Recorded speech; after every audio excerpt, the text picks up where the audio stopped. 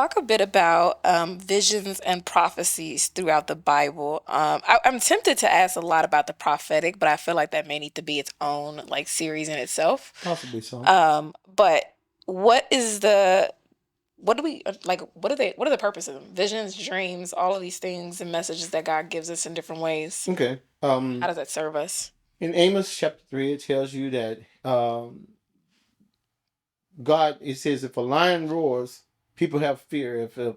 If a watchman sees something coming in the air, he's going to sound the alarm. It says, if God speaks, you cannot help but prophesy.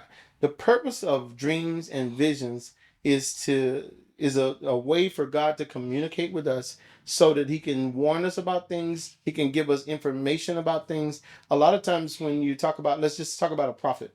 A prophet is not just one who has a dream or a vision about the nation. There's people that come to consult the prophet, not like a medium or a psychic, but what does God have to say about this? And sometimes he'll tell you, you need to pray because God will let that prophet know. He says, if there's a prophet in the land, he talks about it in 2 Corinthians chapter 11. If there's a prophet in the land, I will reveal myself to him through dreams and visions. So it's dreams and visions are there for revelation.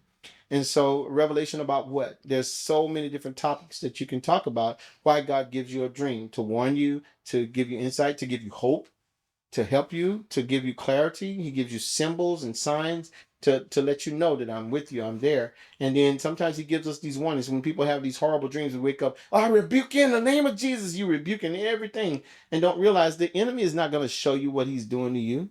So who is it giving you the dream and the vision about the snake in your room, about the demon standing in the corner, about the enemy going after your bank account or coming after your children? It has to be God giving you insight and warning and revelation. So dreams and visions are for revelation. He talks to people that prophesy. He talks to people that are chosen as prophets. Most prophets that are chosen from birth are different than prophets that were chosen after birth.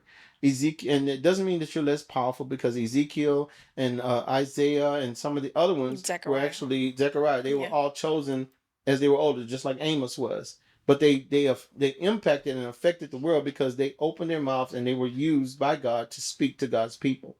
And then there were some that were chosen from birth, and those are different types of prophets.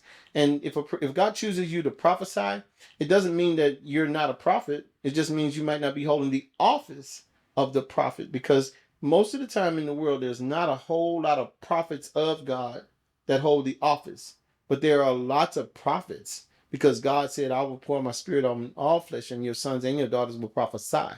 And sometimes it's one time, and sometimes it's multiple times. There's times like you talk about with Haggai, where he stopped prophesying after a while and concerned himself with ministry.